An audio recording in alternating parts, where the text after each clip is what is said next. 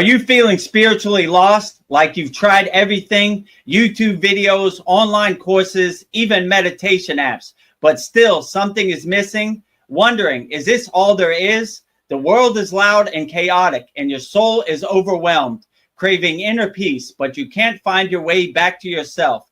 This is exactly why I created the Kriya Yoga Masterclass and my proven soul coaching system to help people just like you. This isn't a video you watch and forget. It's a daily spiritual lifeline that brings you back to your soul. So if you're done feeling lost and you're ready to start transforming, then come join us. This is more than a course. This is your lifeline. Go to kriyayogamasterclass.com.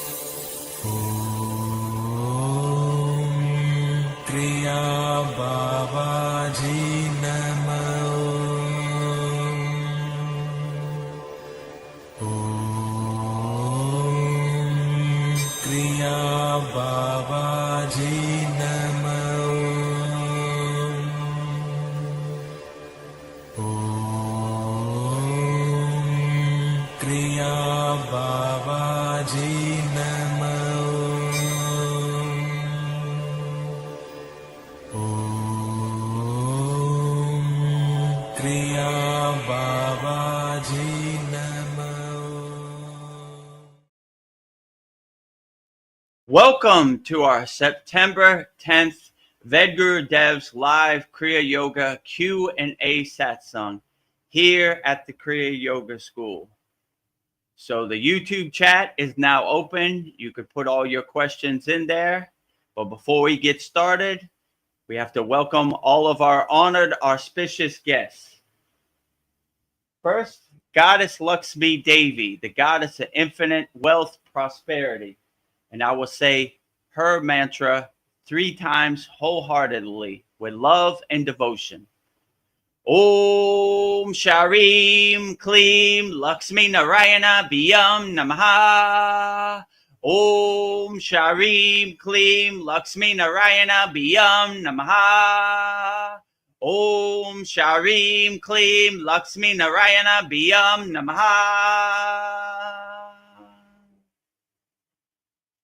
Next to Lakshmi is the highest of them all, the first yogi, Adi Yogi, pure consciousness himself, Lord Shiva. And I would say his mantra 3 times wholeheartedly with love and devotion also. Om Namah Shivaya. Om Namah Shivaya. Om Namah Shivaya. Next to Lord Shiva is Lord Ganesha, the remover of all obstacles, Lord of success. And I will say his mantra 3 times wholeheartedly with love and devotion also. Om Gam Ganapataye Namaha. Om Gam Ganapataye Namaha. Om Gam Ganapataye Namaha.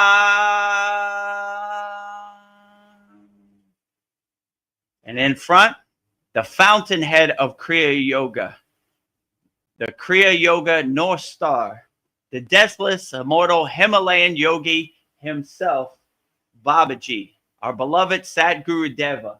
And I will say his mantra 3 times wholeheartedly with love and devotion also.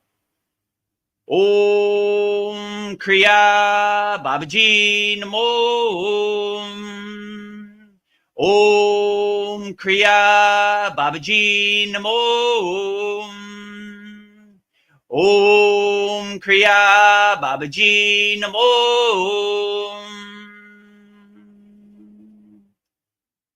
And last but not least, the deathless, immortal Himalayan yogini Mataji herself.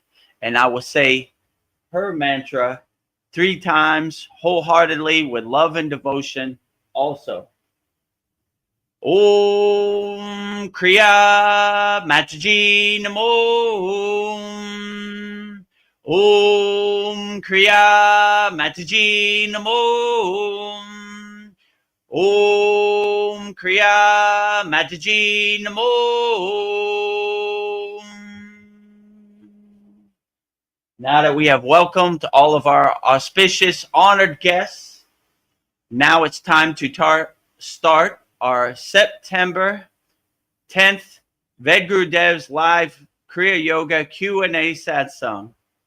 Welcome, Veronica. Namaste. How are you today? Namaste.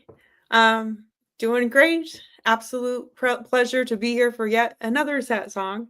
So, if you guys have any questions or comments, feel free. This is all for you. So, I just started my new job. So this is my 3rd day. So it's going great. Everybody seems to be really happy with me and what I'm doing. So, yeah. I don't know, my knee's feeling a little bit better, but just before work, I got a cortisone shot because I'm still struggling and it's starting to feel better. So I don't know. I tried to not do it, but it's just, I don't know. I needed it. So, so I can stay on my feet. Yeah, it's okay. Sometimes if you need a shot, you know, it helps to dull the monkey mind.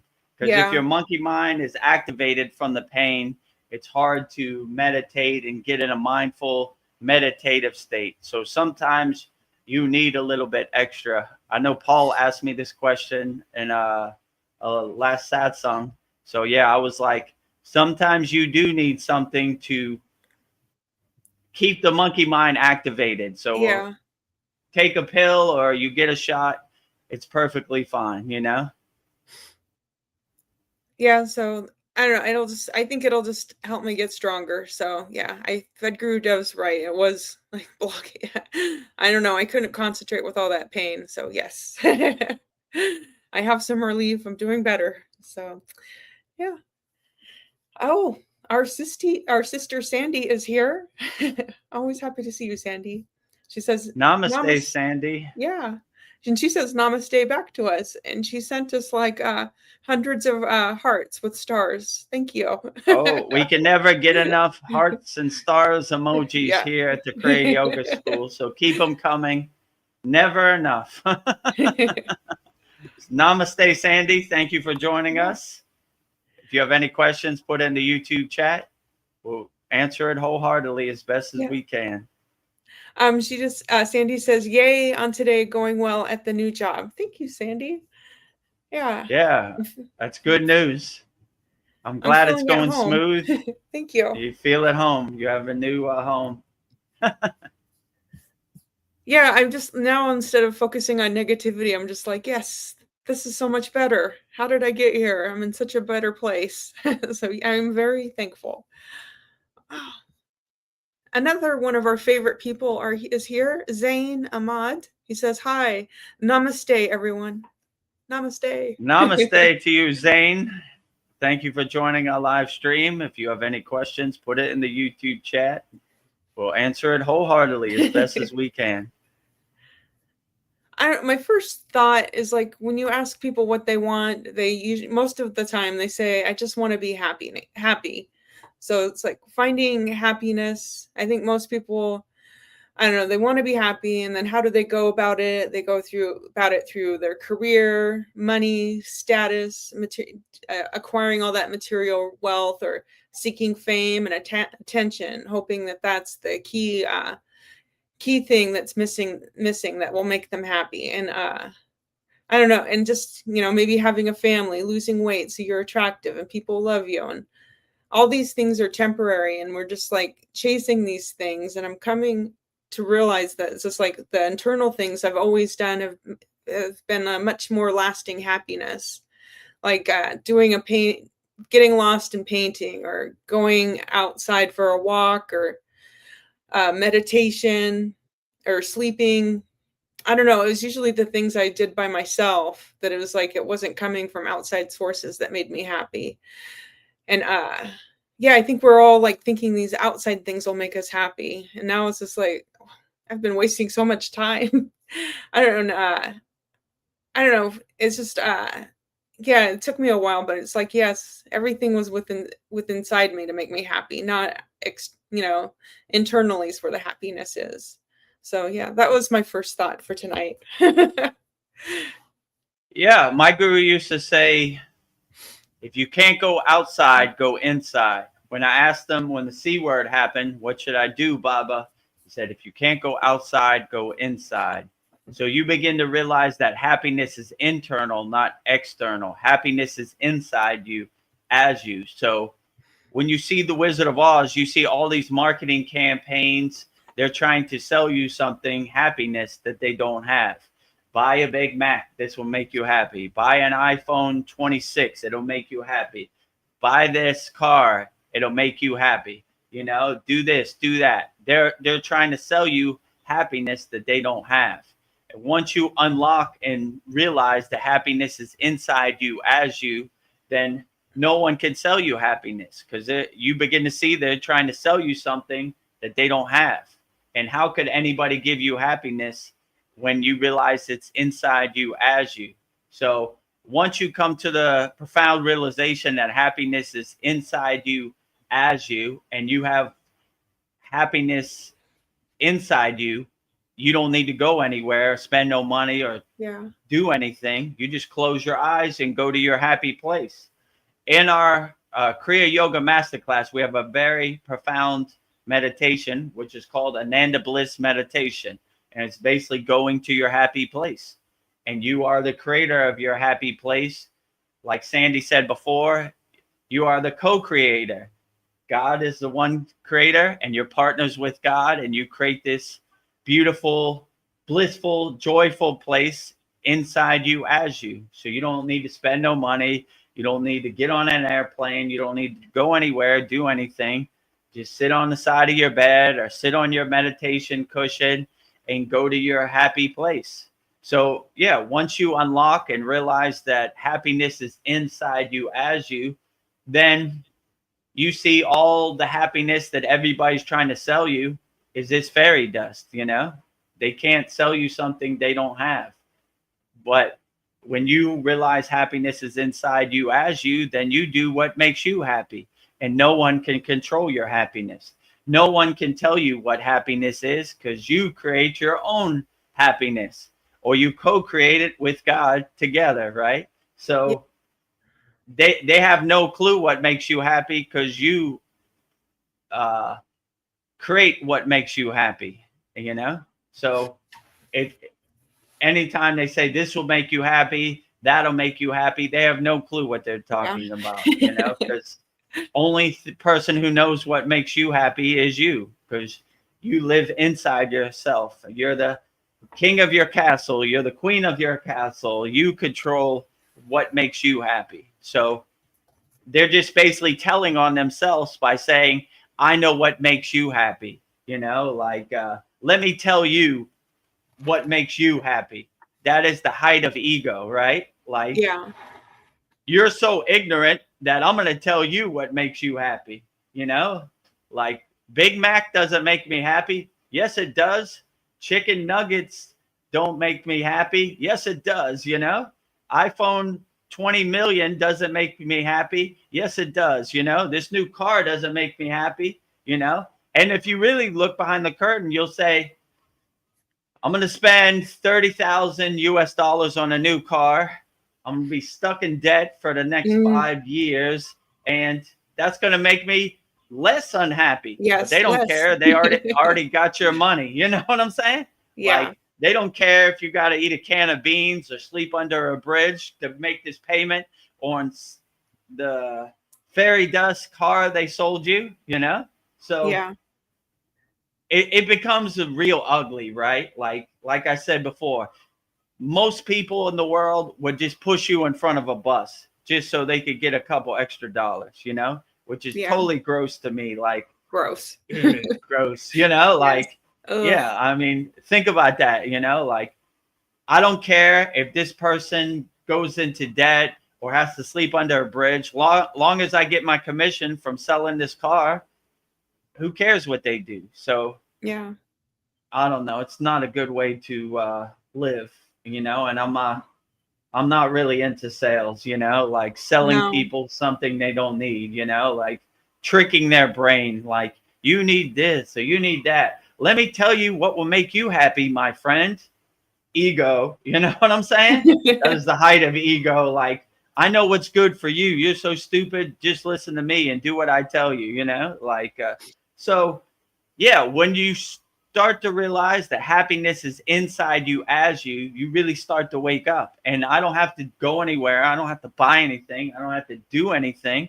I just close my eyes and go to my happy place whenever I want. And that's a beautiful, profound thought. And, I encourage everybody to do that as much as possible. And if you don't know how to do that, all the information's on the screen, Yeah. So yeah, happiness is internal, not external. So once you have that as your mantra or your affirmation, then it'll guide you through life, right? Yeah.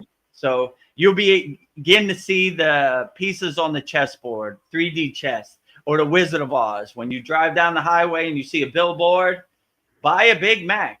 It'll make you happy. You'll be like, there it is. There it is. That subconscious psyop trying to trick my brain, not going for it. Happiness is internal, not external, Good one. You almost got me, but I'm raising my frequency. I'm not dwelling in the lower chakras or the lower emotions or the lower instincts. So you begin to start becoming more aware, more conscious when you see these psyops, these narratives, out there, right? Anytime it says happiness, you know what it is. They're trying to trick your soul into making a financial decision that it probably shouldn't, because your soul always wants to be happy, right? So it tricks you, right? Anytime they say freedom or happiness, it's a direct psyop talking to your soul, because your soul always wants to be free. Your soul always wants to be blissful and happy. So anytime they have that word freedom and happiness, it's attacking your soul, right? It's speaking to your soul. These are I want this. Masters of distraction. Your soul always wants to be free. Your soul always wants to be happy. So they sneak up on you. You're driving to work. You're a little bit sleepy, Oh yeah, I do want to be free. Oh yeah, I do want to be happy. What are they talking about? Oh, iPhone 28. Okay, I need that to be happy. What?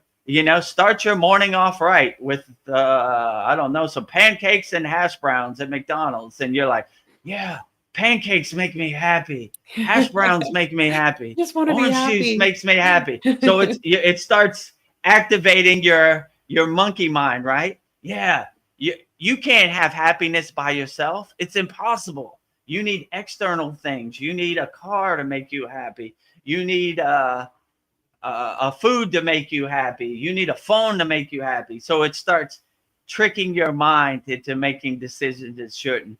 But if you're aware and you have your shield up, you're like, that's just a piece of metal. It doesn't make me happy, My neighbor doesn't even care what car I drive. They got their own life. They're doing their own thing. I'm not thinking about just your car. Wasting money to stroke my ego. I don't need to stroke my ego. I buy the car I like.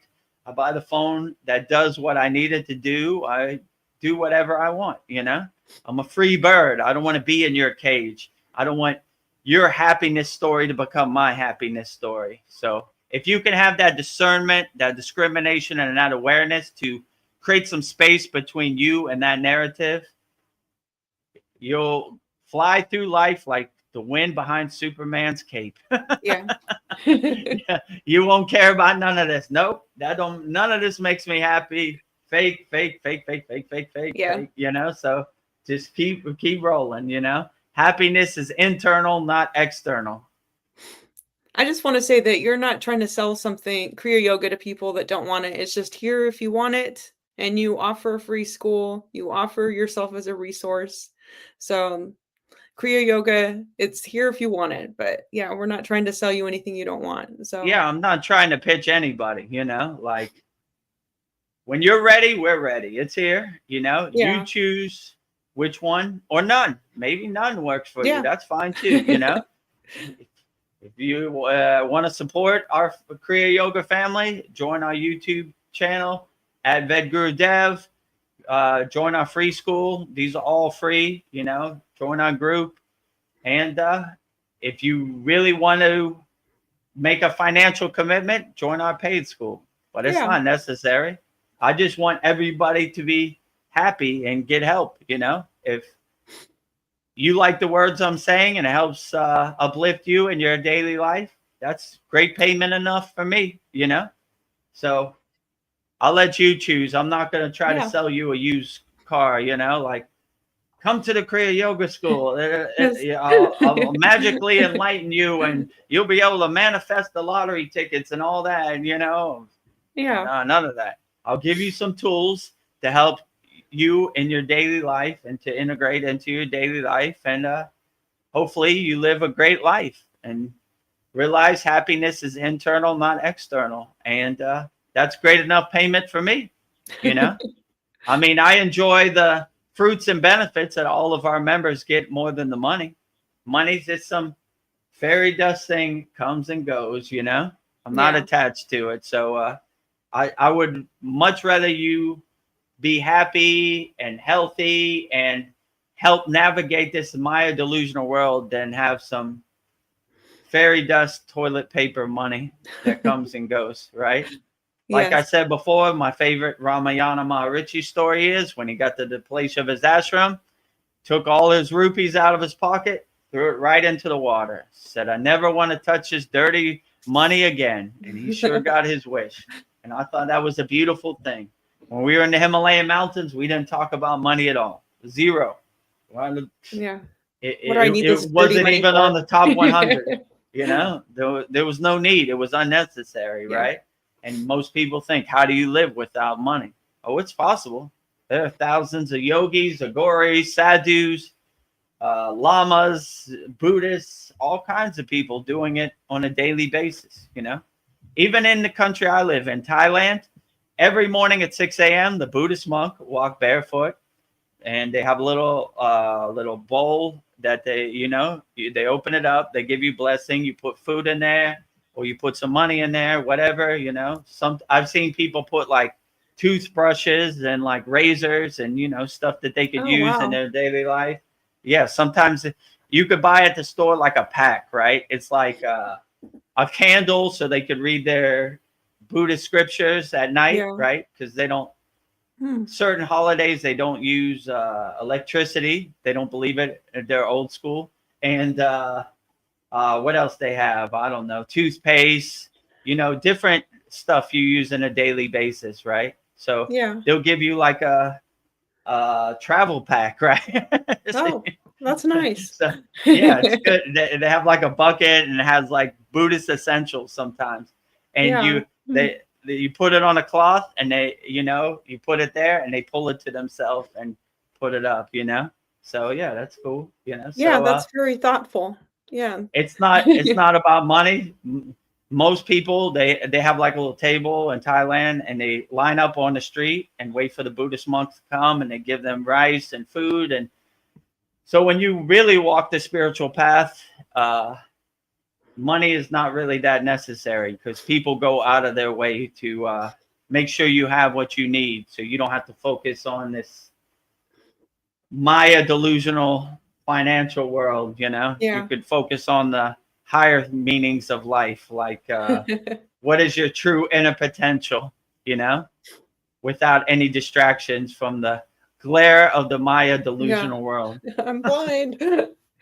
Well, speaking of happiness, Sandy has a comment, and good healthy knees make me happy. But she says, I've had knee pain last 5 months. Glad you're getting some relief. Uh, I have found indica helpful. Oh, I'll have to get some indica. Also Hmm. have been working with Archangel Raphael. I'll have to hook up with him Oh, too. Raphael. Nice. So she says it makes so much sense, Veronica. Well, thank you, Sandy, my soul sister. Yeah. So invoke Archangel Yeah. Raphael. I like them all.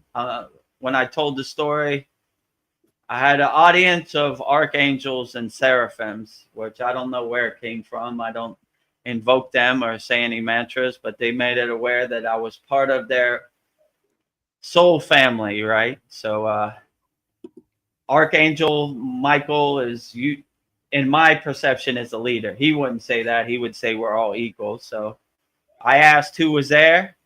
Archangel Michael, Archangel Raphael, Archangel Uriel, Archangel Gabriel, and behind them Seraphim, which, look up what Seraphim looks like. A bunch of eyes, I will say. I'll give you a clue. Millions of them. But, so I thought that was cool. So now I have a deep love and affection for archangels, because I was unaware that they were part of my soul family. I mostly pray to Hindu gods, Shiva, Lakshmi, Ganesh, Babaji, Mataji, all Kali, all of the above. So they made themselves aware. So yeah, I like to acknowledge them every chance I get. So anytime I hear Sandy mention archangels, I say, I acknowledge you, the great Archangel Raphael. Most Archangel Michael gets all the shine, but I like to give the spotlight to the other archangels. They would all say they're equal anyway, but like any chance I get to shine the light on Archangel Raphael, I like to send my unconditional love towards him and towards all the archangels, all the seraphims, all the ascended masters, all the light beings out there. You're doing the greatest job of all. Keep up the good work. Thank you. Don't give up on us, mere humans. We need you. Don't give up, right? Sometimes I think like they're looking, this guy Vedagurudev, here he goes again, Don't give up on me. I'm trying to catch up, right? I'm like that little dog following behind Babaji. Babaji. He's like way up in there in the distance. Slow down, Babaji. Slow down. I'm catching up. Right, hold on. My little peanut brain can't catch up to you. I'm trying, Come on, Vedagurudev. Let's go. Okay, all right. Push you up. Give me a second. I'm trying to catch up. I'm coming, Babaji. I'm coming, Babaji. Slow down. I'm trying to process this. You're like, my child, hurry up. I love you. My child, you're lagging behind. I'm trying to make sense of this, Babaji. Slow down a second. That's why I always say Babaji is 2 years ahead of me. I'm just trying to catch up to him, right? Like, yeah, it takes a little while to clear out the blockages, and I just basically stopped trying to make sense of it. I surrendered to it. Like, that's what we're doing. That's what we're doing. I'm not gonna get in my way or try to make sense of this. I'm just gonna get out my own way, and wherever the path takes me, that's where I go. So here I am today. Here you are. Sandy, my beautiful sister. She says, Veronica, if you're up for it, would you kindly talk to us about some of your art paintings? Yes. And she wants to know what inspires your art. And she says, I feel so much healing from them. Chakra healing. Nice. Oh. So yeah, maybe put yourself on the big screen so they could see. Okay. Put me on the little screen. Okay.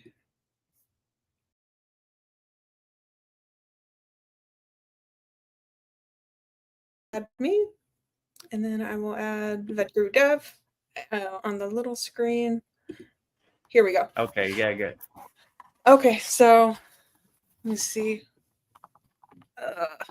So the painting in the pink, that was my very first painting I did for the Kriya Yoga School. It's the 7 chakras. I have the root flower opening up, and then it goes to the the second flower, it is the six petal flower. What's the name of the flower above the root? Oh, Sahadastan, the sacral Yes. chakra. So the root And then- chakra, the sacral chakra, then the navel chakra, the Manipura. Yes. So I did each flower, the color, each chakra as the flower, and then I did it with each. They had the number of petals for each flower, and I did it the right color for each chakra. So like the heart chakra is what was it? A 10-petal green rose, and then the throat chakra, it's 16 petals, and I did it like the flower Veronica is shaped. Conical shaped. So that's yeah, and Veronica painted this painting. So and then it goes up to the third eye, 2-petal flower, and then the crown chakra, 1008 petals. So and I just found a frame for it. I don't know. I've been looking at it. It was my first painting, but I think it's my favorite one. So and then all of these paintings I have up here are what I did for the Kriya Yoga school. So the second one is the Shri Yantra one over here.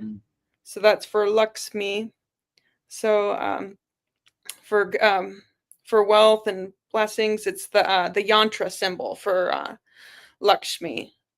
So I will just like sit in this room and just stare at it. And then the third one I did for it happened to fall on Shiva's celebration, so I did the Shiva Shakti energy.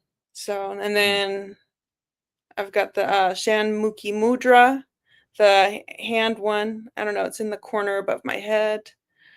And then I've got Lord Ganesh I just did. So what inspires me? I don't know, Kriya Yoga inspires me. I'm just like learning everything about Kriya Yoga, and it's like such a big subject.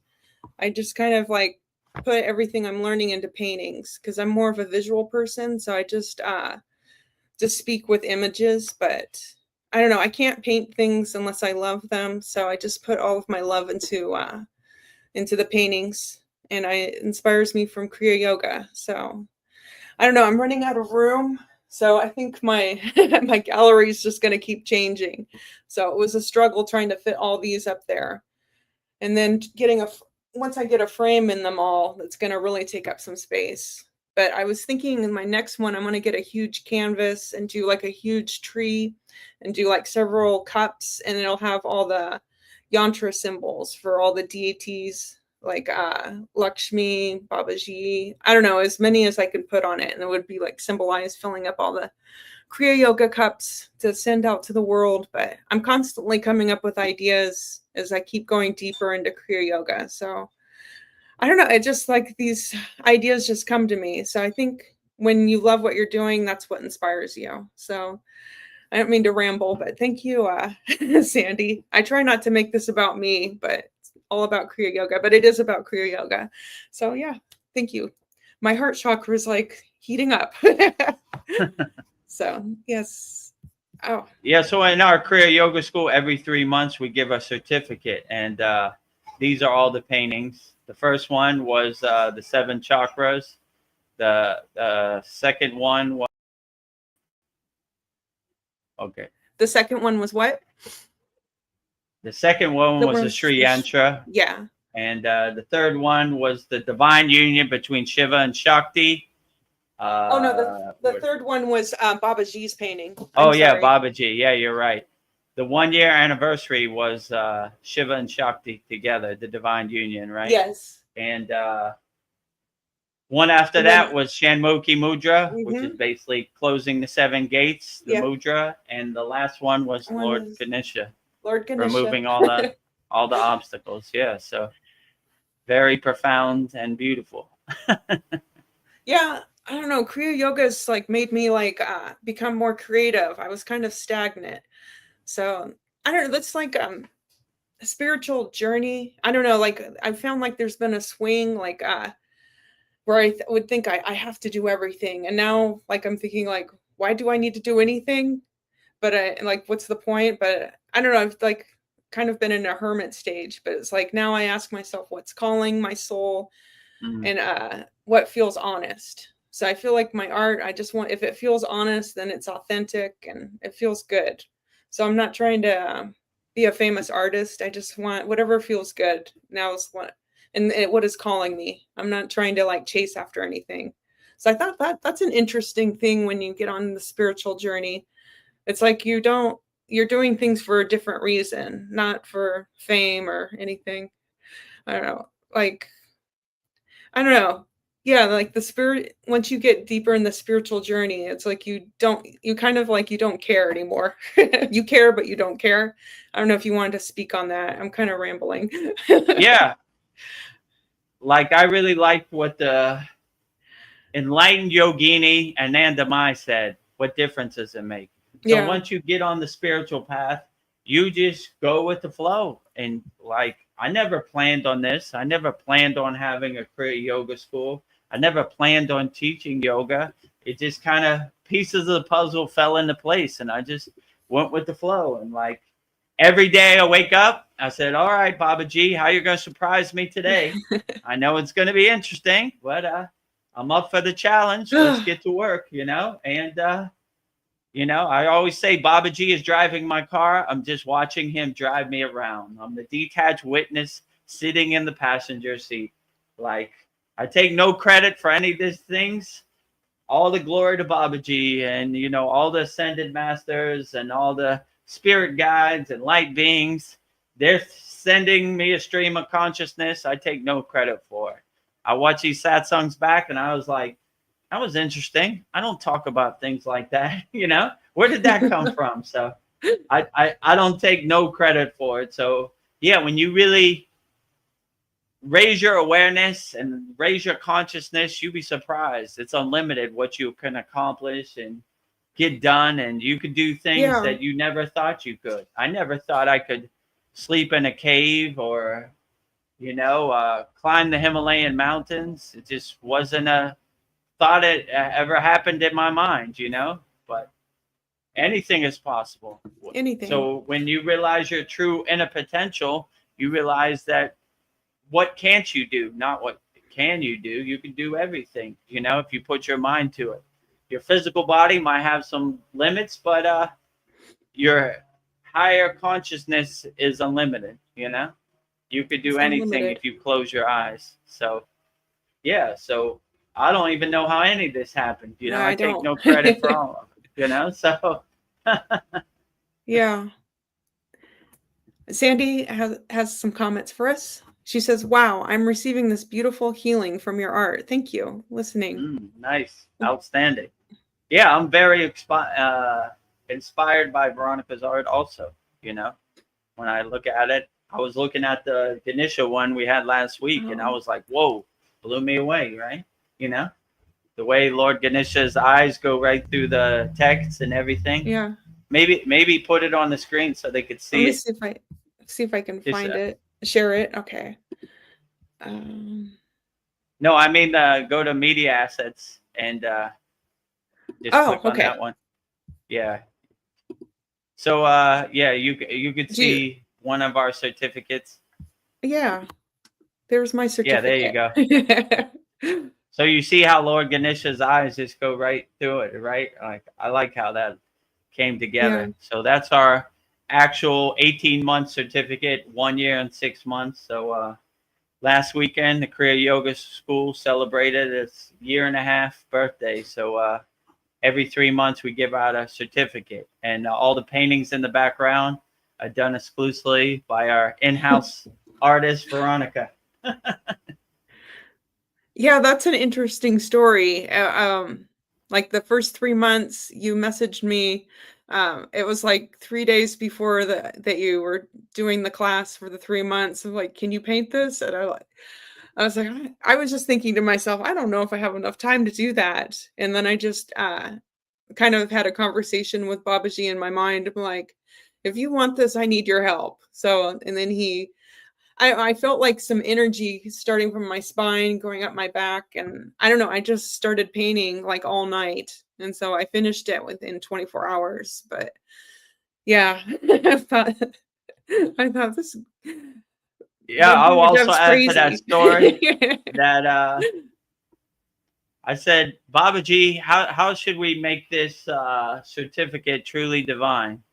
And the inspiration came to me, the darshan, that Veronica's a painter. Ask her to do the painting. I was like, sure, Babaji. Yeah, ask her. And that's what I did. Babaji tells no lies. So Yeah. I did exactly what he said. And that's how it came together. So divine inspiration. So just delivering Babaji's mail. Yes. Yes. Babaji lit a fire in me. Thank you, Babaji. You changed my life. Jai Babaji. Well, I'll just go through Sandy's comments. She's got several of them. Hold on. I'm going to put on the comments so I can see when they come up. Okay. Yeah, there you go. Yeah, Sandy says that's the one I had my eye on. Yeah, the chakra painting is my favorite one. I think that That's would the look one that beautiful. started everything. Yeah. Yeah, you'd think I don't know. I love them all. But that one, it always catches my eye when I come into the room. Yeah, I like When it too. she says, but they are all powerful. Yeah, thank you. And Sandy coming says, soon in our Saturday class, when I do it in my meditation room, we do all of our classes in my meditation room. yes. My birthday's coming next month, so I'm gonna make a nice collage of all of them, like all 6, Yeah. to fill the space on my wall also. Yeah. So I think that's very inspiration and beautiful how Veronica has all her Kriya yoga artwork behind her. So I aim to do the same. Yeah. You'll have your own gallery. I have my own gallery, inspirational Kriya yoga artwork. And Sandy says, I love this so much. They are powerful. Oh, and she says, I can see the Shiva and Shakti, unless it's too hard. Oh, she wants to see it. Let's see if I can even reach it. Oh. Yeah, the divine union between Shiva and Shakti.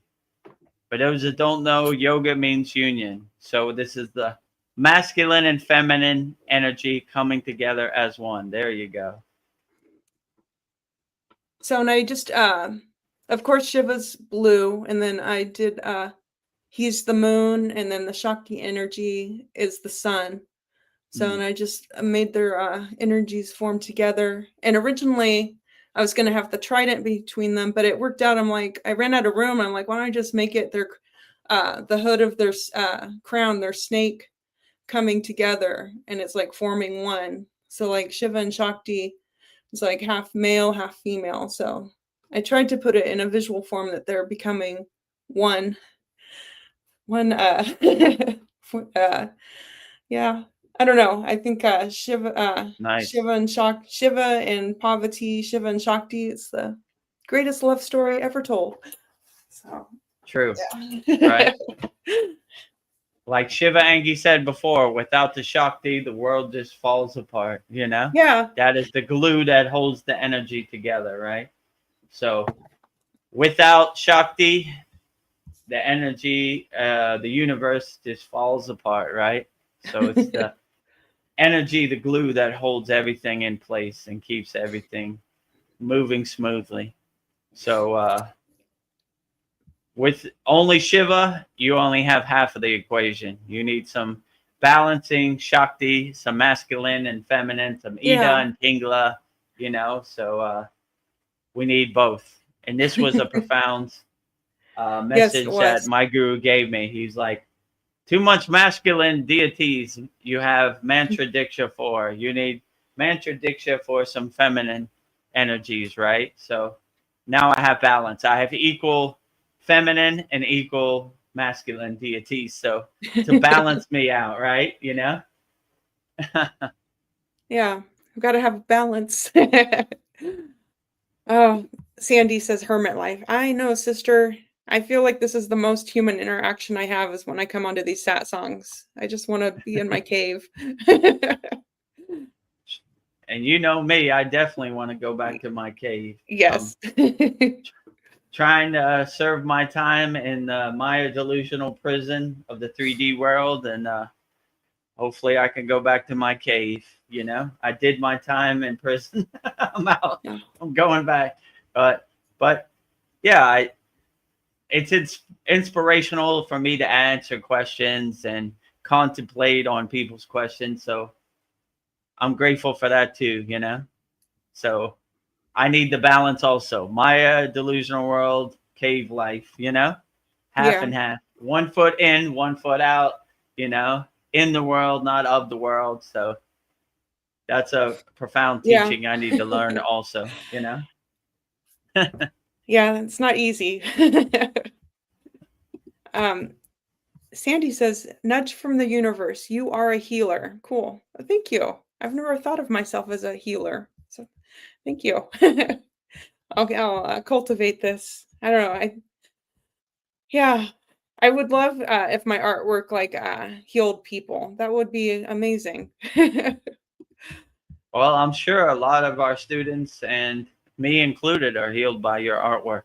Oh, It gives thank me you. great inspiration. So you're on the right track, I would definitely Yeah. say. So, you know, what they Oh, used to say, you're a poet and you don't even know it. you don't You're a even know healer and you're a healer it. and you don't even know it, right? Yeah. Indirectly, right?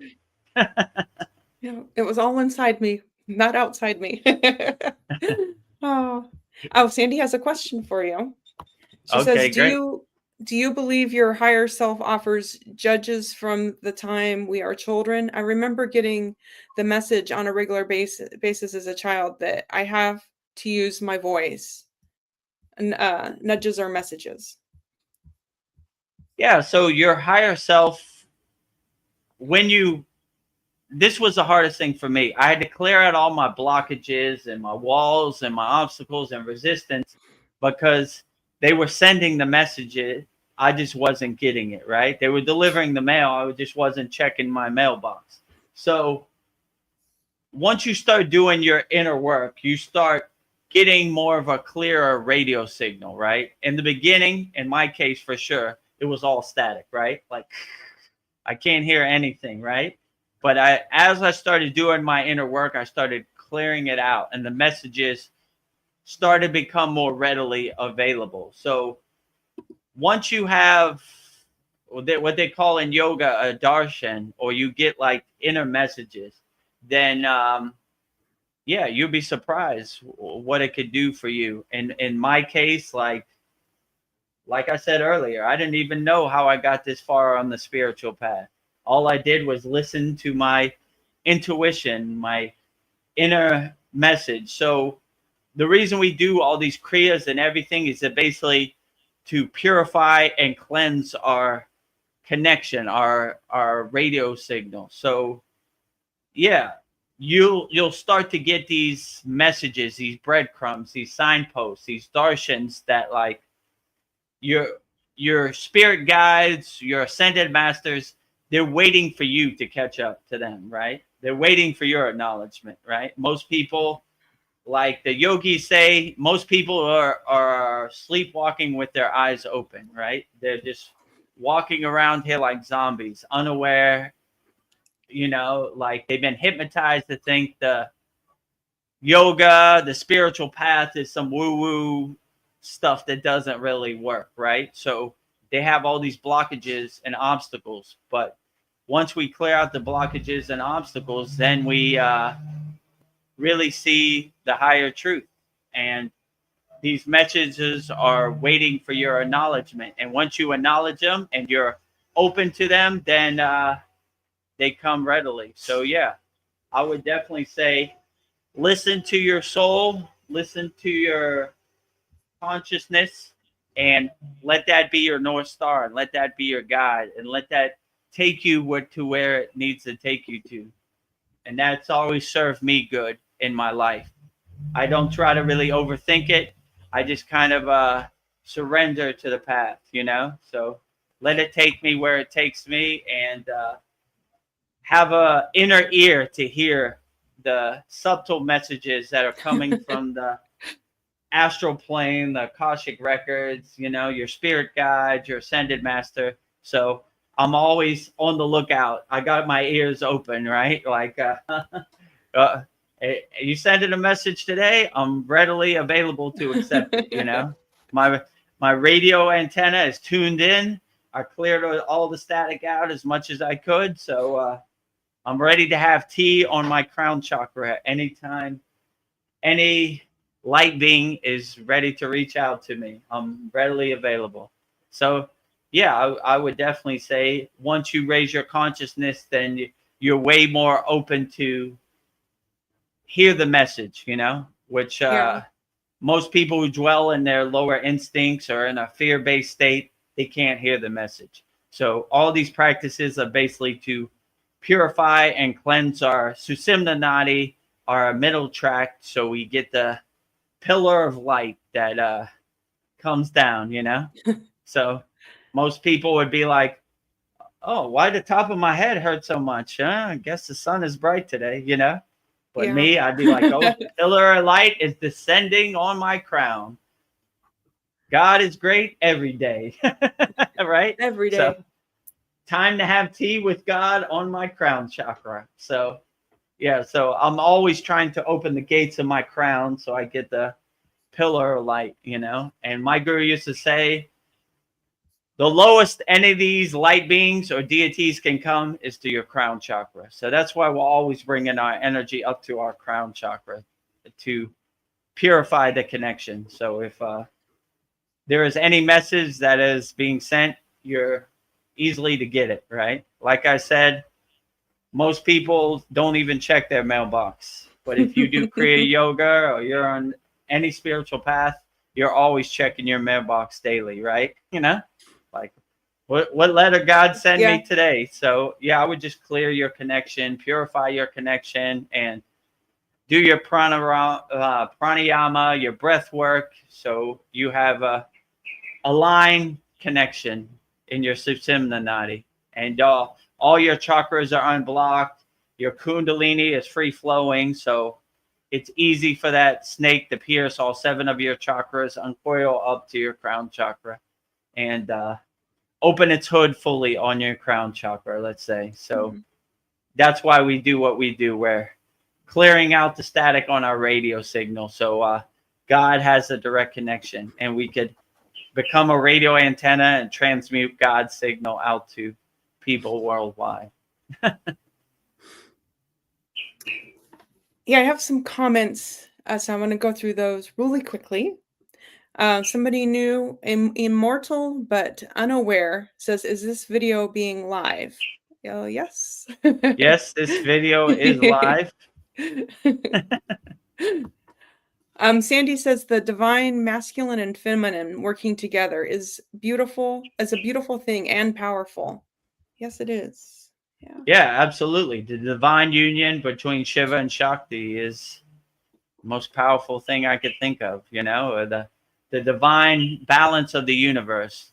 Shakti, the feminine, Shiva, the masculine, coming together. Ida, left side, Pingala, right side, coming together. So always balancing the solar energy and the lunar energy, balancing each other out. So yeah, like I said, Shiva Angi said before, from the yogic perspective, the Indian perspective, the Vedic perspective, is that without Shakti, everything would fall apart. So she's the glue that holds everything together. So thank you, Shakti, for holding everything together, because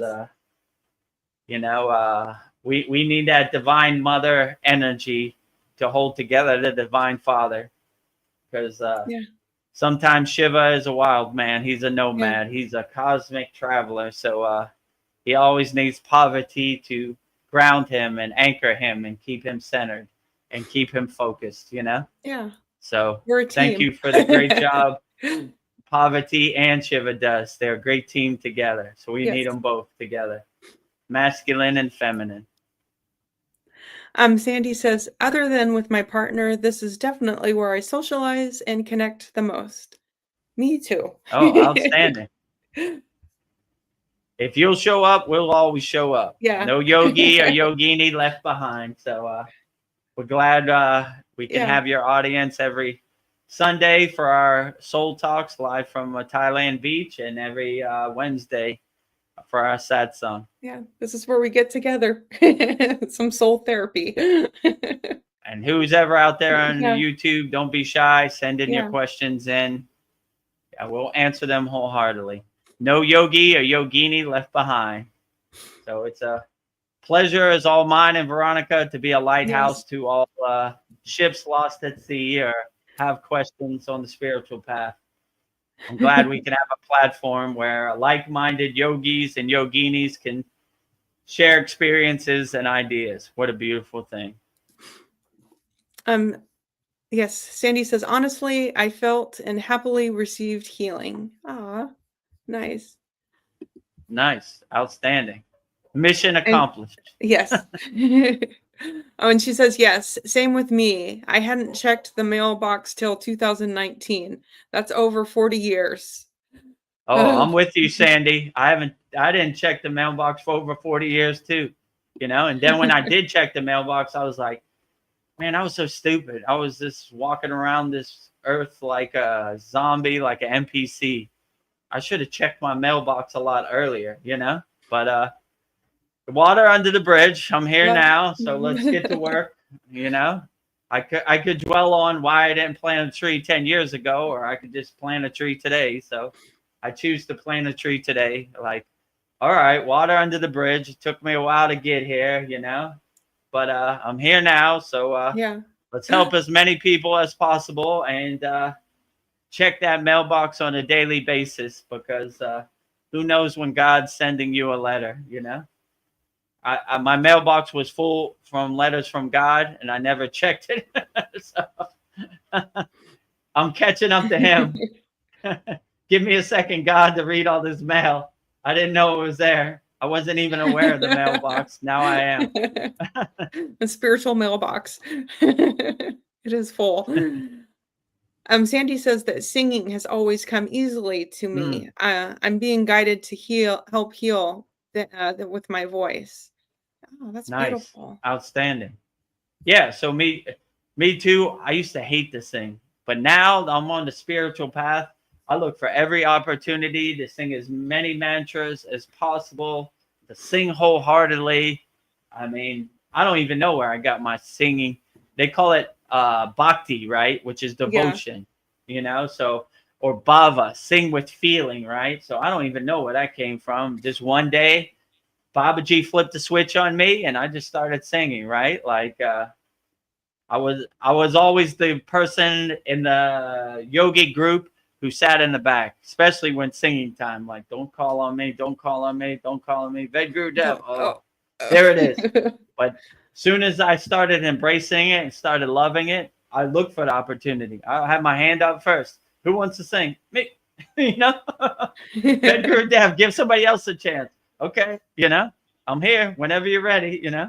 So, you know, when you march up the Himalayan mountains, it's good to have these songs in your pocket, because it helps pass the time. And, you know, it's nice to sing to the invisible, higher enlightened beings that are in presence, you know. So I always look for the opportunity.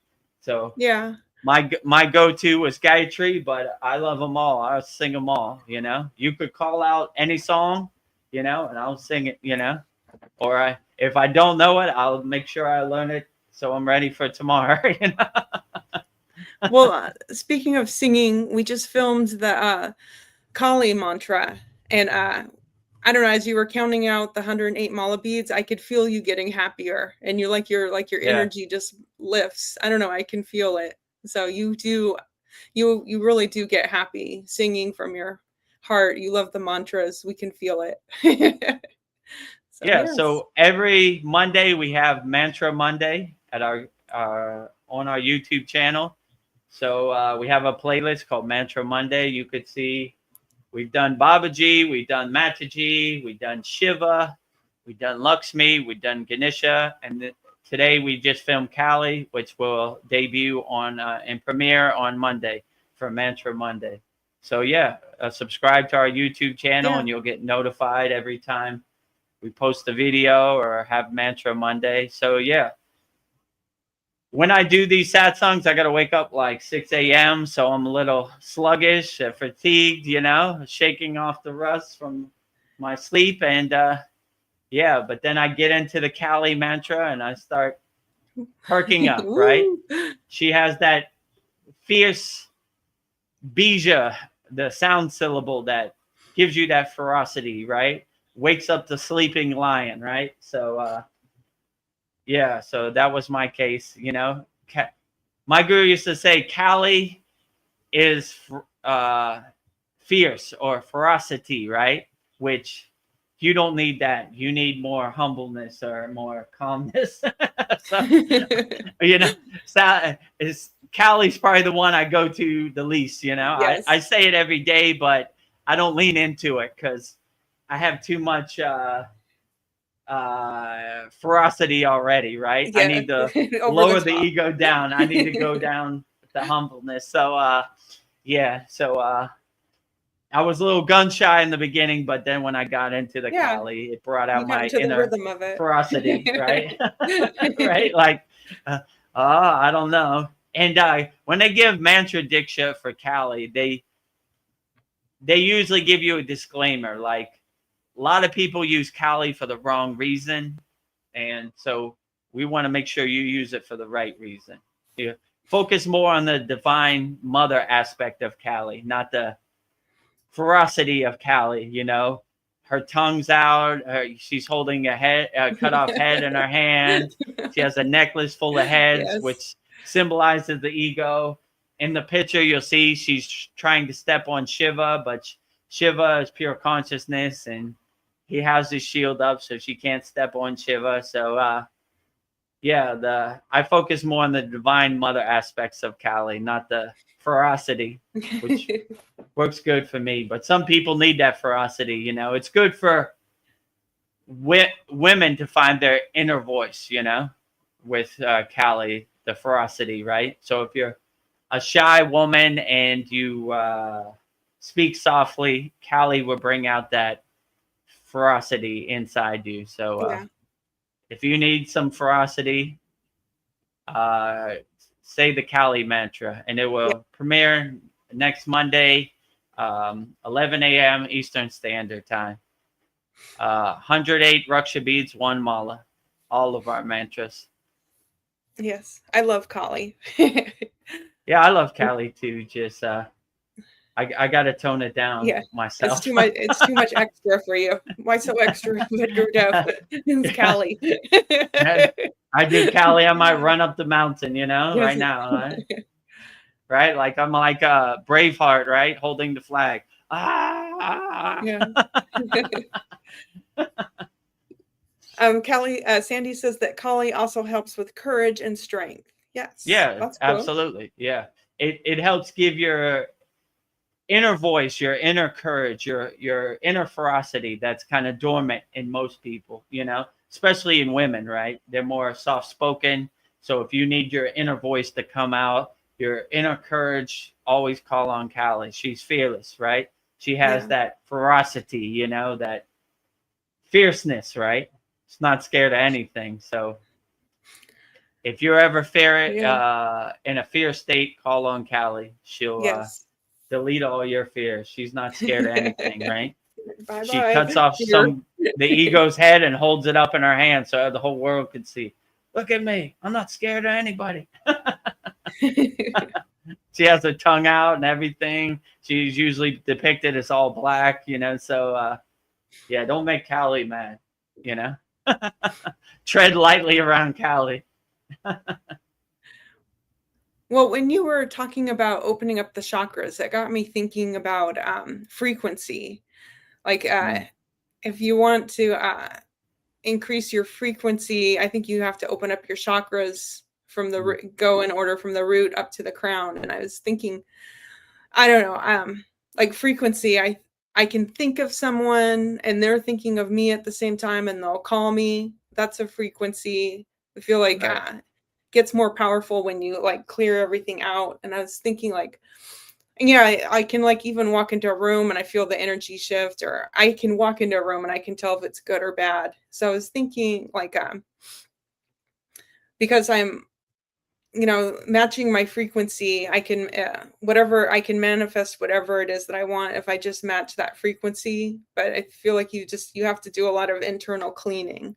So I don't know. People ask, why do I need to open up the chakras? And I was just thinking, it'll like it's everything. It will like open up the whole world to you if you open up your chakras. Like you can match your frequency, I think, to really match it to whatever it is that you desire. I know that's like a manifestation thing, but yeah, I was just thinking, I don't know, like the frequencies that's where it's at. You've got to that's opening up your chakras, then you're in line with everything. So I don't know, Yeah, that was just a definitely. thought I When had. you when you open your chakras, we have direct sound syllables. They're called bijas, right?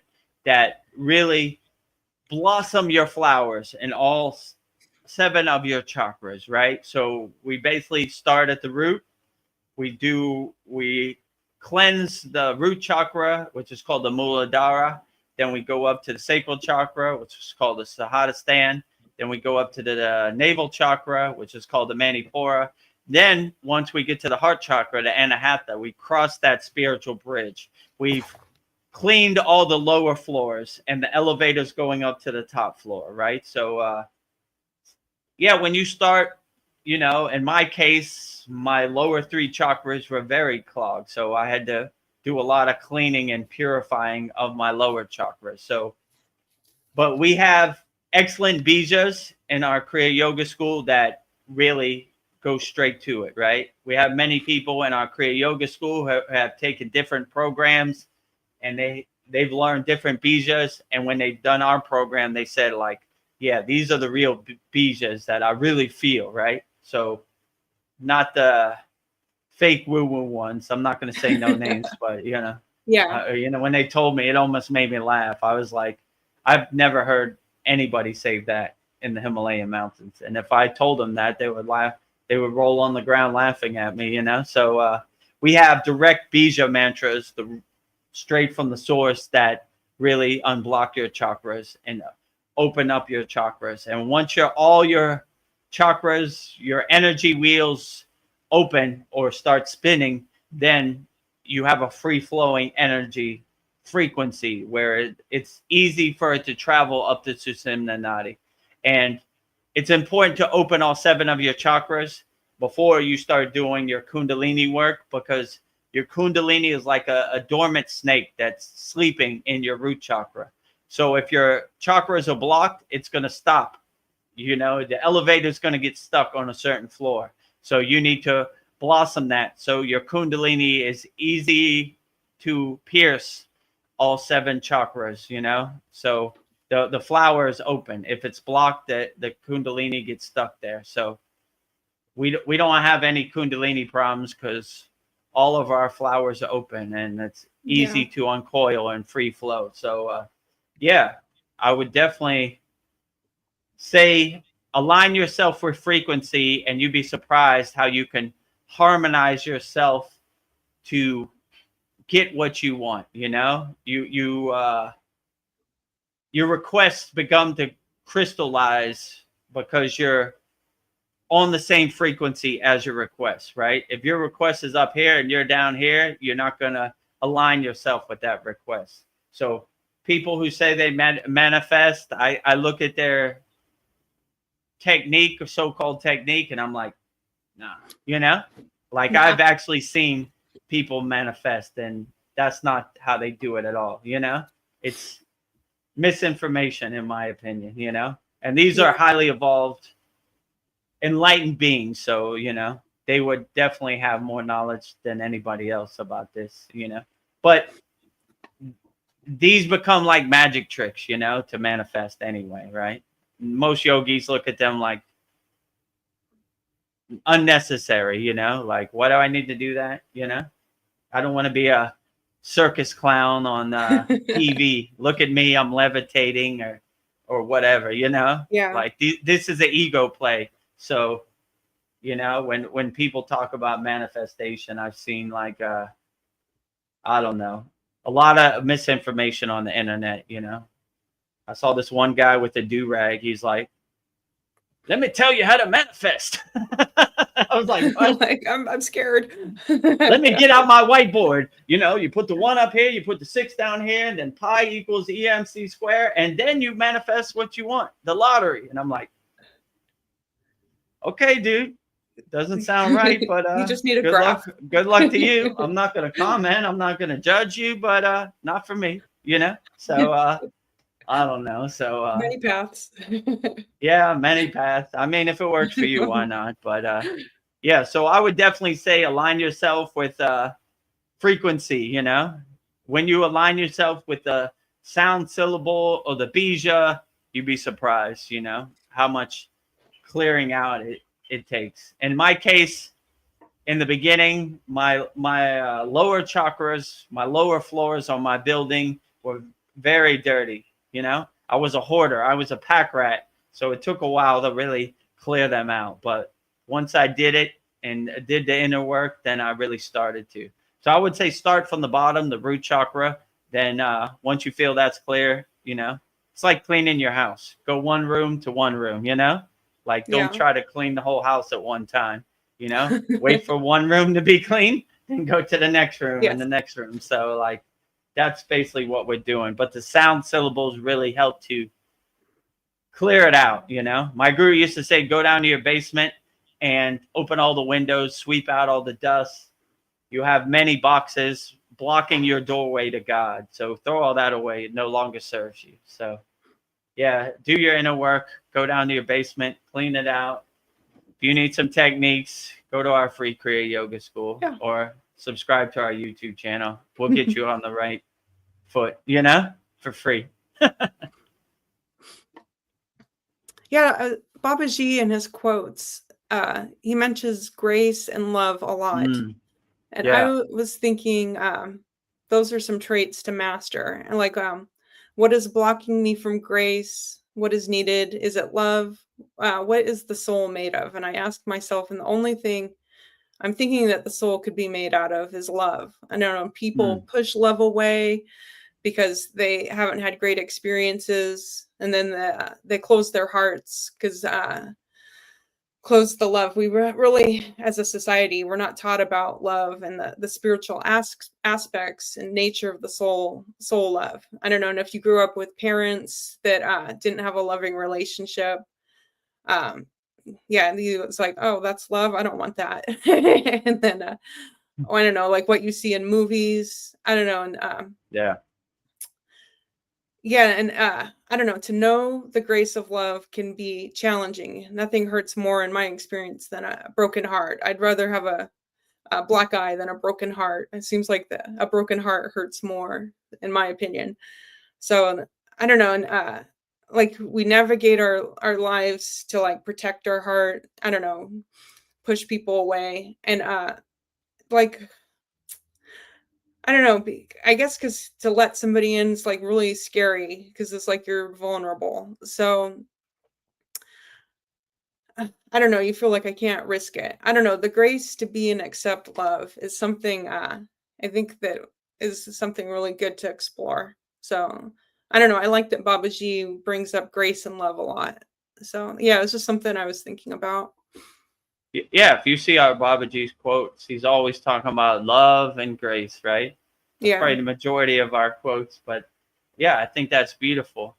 One of the most profound things my guru told me, he said, love is not 5 beans in your hand, right? Where you should hold it tightly, right? I can't give away this bean because then I'll have 4 beans. And if I give away all 5 beans, I won't have no beans, right? No beans. Love is unlimited. You should just give wholeheartedly. And if how people react to it, that's their problem. But you always should give unconditional love, unlimited love as much as possible. And if people try to break your heart or anything, you become more of a detached witness. So when people try to hurt you, you say, well, I did my part. I gave love unconditionally.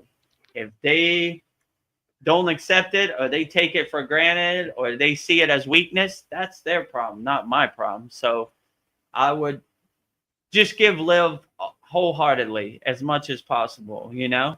And if people try to trample on your heart or talk bad to you or break your heart, just have your shield up, you know? Nothing lasts forever. People come, people go, you know? And if the only way you really suffer is if you attach to it, or if you're looking for some expectations or outcome. If you don't really care, all right, that person came, that person goes, you know. I was friends with this person in 6th grade.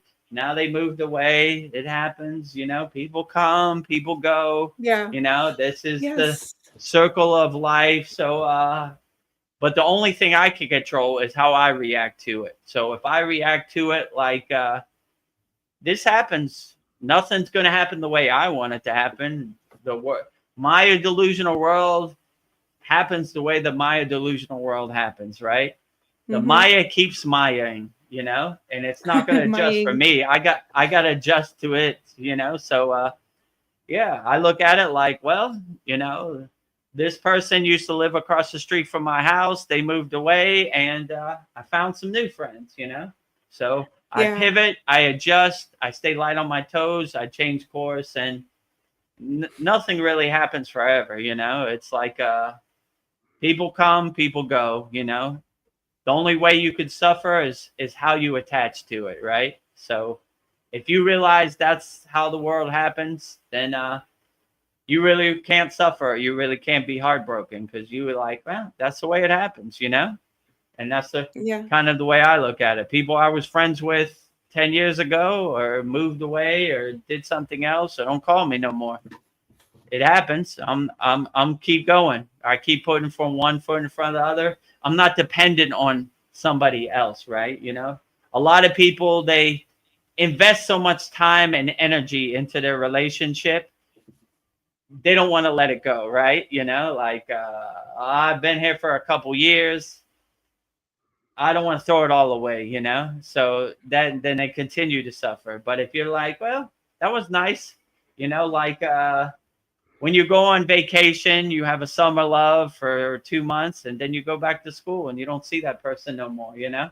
Yeah. People come, people go, and the only thing you can control is how do you react to it. So to dissolve your suffering, just look at the Maya delusional world on the stage of life as the detached witness. Like, oh, that's what happens. People come, people go. It happens to everybody, you know.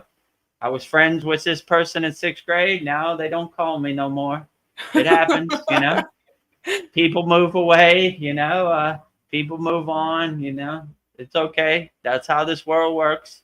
I'm going to keep going and be the best person I could be. And only thing I can control is how I react to it, you know. So if you don't want to suffer, become the detached witness, and don't have any expectations, or don't try to force any outcomes. Just let it happen the way it happens, and enjoy it while you can. And when it's over, then it's over. And you say, okay, end the movie. I'm going to go do something else, right?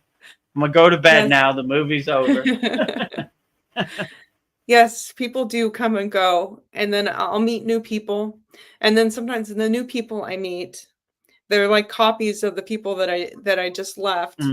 But then like there's like I'll meet some rare people, and it's just like I just know I'm never going to meet somebody like that again, because there are people like that are just like rare treasures. I know I'll never meet somebody like this ever again, because it's like and then it's like I'm just going to enjoy every moment I have with this person, because I don't know how long it's going to last, because nothing is permanent in this life.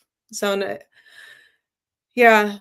don't, it's like, you'll never, it's like as many peoples in this world, most feel like they're the same, but then there's those few that just stand out. There's just something about their souls that stand out to me. So I just want to make the best of every moment I have with that person. And I can't replace you. So I need to like really enjoy this person, how they're in my life. And I feel like, I don't know, I just want to say my soul is in love with your soul. And I don't know. And I think you should always be in love with the soul, not a face. I don't know, True. like think of Right. love Or the physical differently. form. Yeah. Yeah. You're in love with the energy, not the Yeah. form, you know? Yeah, because we get old, we're not going to be beautiful anymore. So I'd rather be in love with your soul. Like, I like how all these yogis talk about their body. They call it their junk car, you yeah, know, their physical meat suit. They're not attached to it all. They look at it like changing clothes, right? Like, all right, you know, this is my vehicle today, you yeah, know, maybe it's a junk car, maybe it's a space suit, you know, whatever. I'm not attached to it. They always say, not this body, not this mind. Neti neti, which means not this, right? Not this. I'm not this body. I'm not this mind. I'm not any of this. You know, my soul carries on. My energy carries on. So I'm not attached to this physical form. It's just my vehicle that carries my soul around. So yeah. yeah, that's the way they look at it. Neti neti, not this, not Nuttiness, this. not That's this. all what they're saying. Neti neti, not this, not this. What are some lifestyle changes we can make to live a more spiritual driven life, you would think? I would say not get attached to the Maya delusional world at all. Become the detached witness. Use your own discrimination and discernment and your own intuition to make choices in your life. Let your soul be your North Star and guide you and take you where it needs to. So, like, most people suffer because they get attached to the Maya delusional world.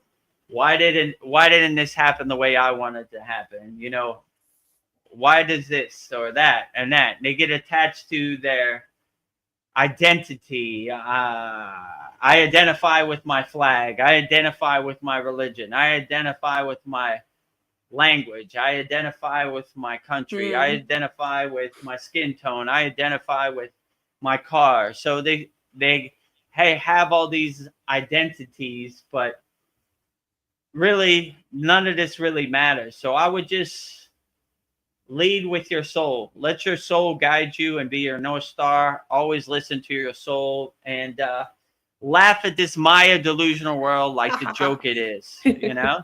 See it on the comedy stage of the universe, right? This Maya delusional world. I always like when Babaji says, death is a joke to me. I am the death of death, right? Like, yes. we're not scared of death. We're definitely not scared of this. So always become a fearless yogi or a fearless yogini where you're not scared of anything, you know, like you laugh at it, like the comedy it is, right? And hmm if you can laugh at it, you become the detached witness or create some space or distance between you and the conditioning or the narrative or the identities, it won't have as much of a pull on you or as much of a effect on you. You just kind of say, there it goes, you know. Yeah. Oh, here comes Kramer coming through the door. Oh, you know, you laugh at it like the joke it is, right? Ah, ha, ha, ha. There he is, Kramer on Seinfeld. I knew he was coming through that door. I knew it. You know, I didn't know what time or when in the episode, but he's coming, you know. So if you look at all these things and all this distraction and the chaos in the world like that, you're like, I don't care, you know? Yeah. Like, in Kriya Yoga, we only do what serves us in the present moment. So if you go outside your house and you don't see no spaceships in the air, or you don't see no bombs dropping or fire or chaos, it's just ghost stories like, yeah. whatever. Let me tell you a story about a faraway place, friend. No thanks. I live in the present moment. I control what I control, right? I'm the king of my castle, the queen of my castle, and I control everything over here. You don't Yes. control anything. So, you know, if I don't look up in the sky and I don't see it, it doesn't affect me. It's just a cool ghost story about a faraway place used to lower my frequency and get me in a state of fear. So I'm easily controlled. Yes. You know, we've done It's all like, the boo. thinking for you. Boo, boo, narrative, boo. elite, boo, cabal, boo, whatever, government, gross, boo, boo to all you, right? Boo, boo, Boo. right? Trying to get me into a state of fear and, scared of loss. That's how you suffer. You're scared of loss. I'm going to lose my life. I'm going to lose my partner. I'm going to lose my car. I'm going to lose my job. If you don't care, then you don't have no suffering, because you're not scared to lose anything. You don't care. So that's why a lot of these yogis, they're called sannyasis or renunciates, right? They don't have no possessions, so they can't lose no possessions. So Yeah. it's a good symbolization, right? I'm not scared of losing my car. I don't have a car, Yeah. I'm not scared of losing my bank account. I don't got a bank account, all I got is the clothes on my back. I'm not even scared of losing that, If I have to walk through the streets of India naked, then that's what it's going to be.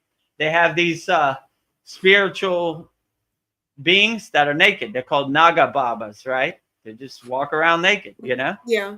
So it surprised me at first, but I thought it was very cool. After a while, I was like, they're really walking the path. Yeah, they don't need anything. More than a gori. Like, at least a gori covers up a little bit. They don't even cover up at all, right?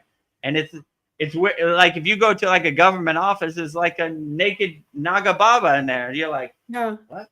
Okay, And they don't really pay attention to. Yeah, they're not embarrassed at all. And I started to see the beauty in it. I was like, man, these are supreme renunciates, right? They don't even have clothes on, Yeah. So I thought Agoris were really walking the renunciate path. These guys are super walking it, right? So walking around butt naked, okay. Nothing to fear. So nothing to fear. It's a good symbolization, I got to do more inner work. At least I cover up a little bit. Most yogis, they have what's called a dhoti. It just basically covers their private parts, but they don't even have a dhoti on, it's like a thin sheet, like, just to cover it up. But so God bless the Naga Babas. They're doing their thing. No distractions. They're out there. They're out there, right? For sure.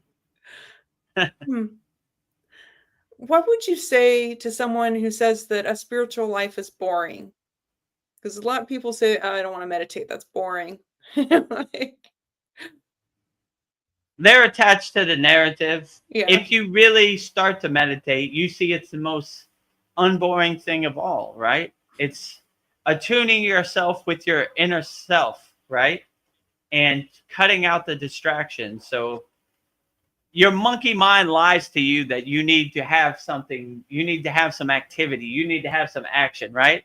Your monkey mind is like, look over there, oh, look at that, right? So you become a master of distraction through your conditioning, right? So anytime someone tells you to sit with your eyes closed and be empty in meditation, it really sounds like junk or boring to the monkey mind, because the monkey mind needs action, it needs activity, right? Being calm and still, monkey mind hates that. So anybody who says meditation is boring, give it a try. It's probably the most, in my opinion, unboring thing of all, right?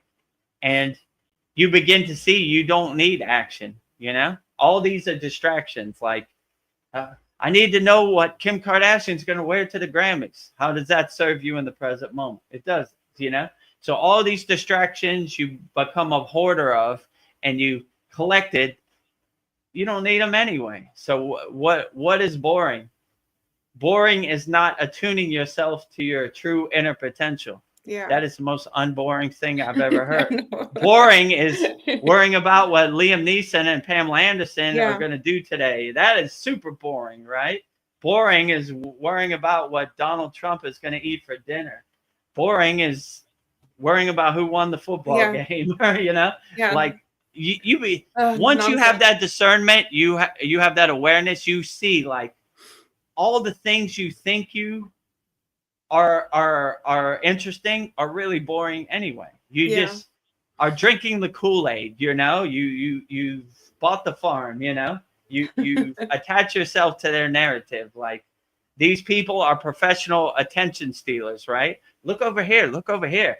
Ooh, ooh, ooh, You ooh. don't want to sit alone by yourself and just be calm and still Yeah. your mind. You know, we want you Find to have real more happiness. trash, not less trash. You know, like, we're giving you more trash. So it's a constant war zone and a minefield for your consciousness, because they're stealing your attention every which way. They're pulling you in all directions, right? Like, look over here. We got Pamela Anderson and Liam Neeson, you know, or, you know, you go on YouTube, you'll see all the clickbait. It's all clickbait, you know, like, click here, click here, click here, click here, you know, click on this. You'll make $100 million by tomorrow, you know. It's called clickbait. They're stealing your attention. It's such a war zone. It's such a competitive field that they're constantly fighting over your attention and over your data. So if you take a moment and to sit on the side of your bed and close your eyes and just have a meeting go inside you as you, it's almost like a breath of fresh air in this crazy Maya delusional world. So the most boring thing in the Maya delusional world is their narrative. That is super boring. That's boring. You saw what Donald Trump did today? Boring. You saw what Kim Kardashian wore to the Grammys? Boring. You saw who won the football game? Boring. Boring, boring, boring, boring. Most unboring thing is meditation, right? Being present alone with yourself, having tea inside you as you, you know, I like to say having tea with God inside you as you. Yeah. So people who say it's boring, give it a try, you know. Yeah. Maybe you can find your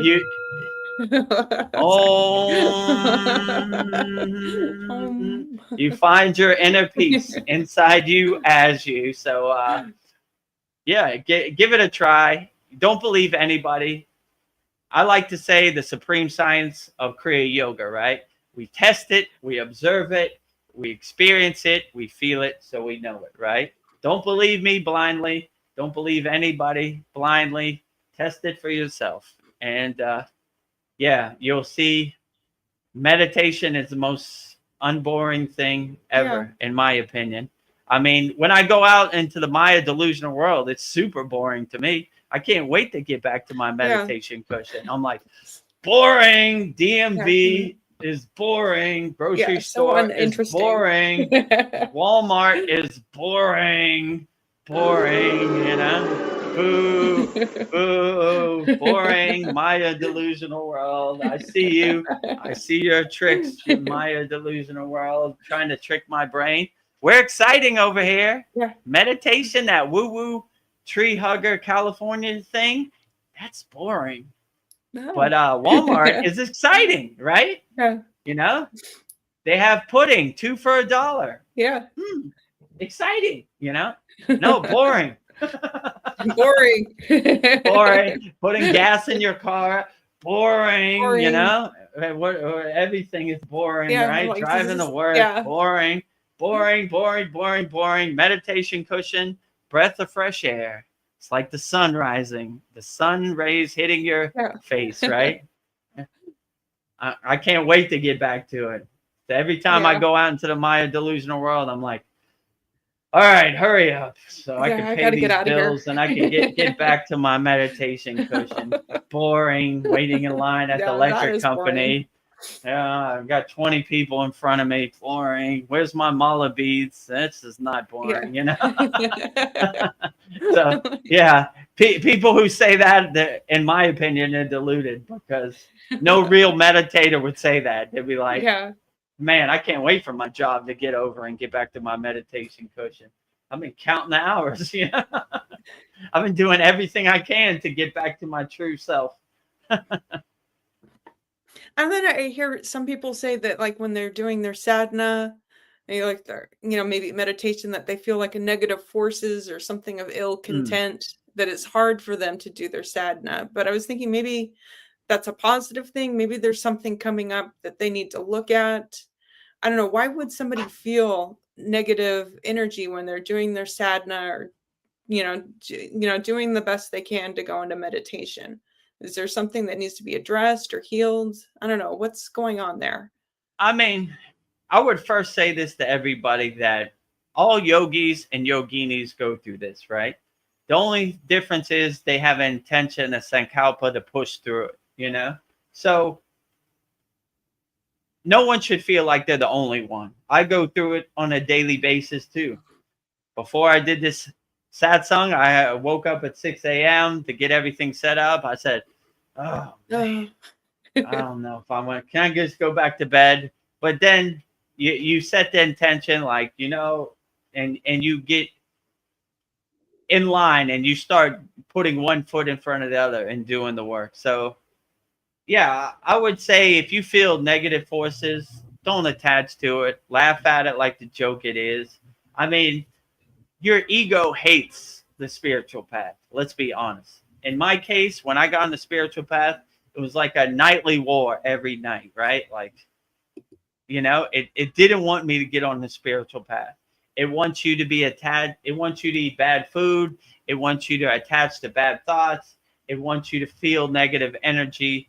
It wants you to acknowledge negative energy. So even if I felt negative energy, which I usually don't, I wouldn't even acknowledge it. Like, this has no place in my life, right?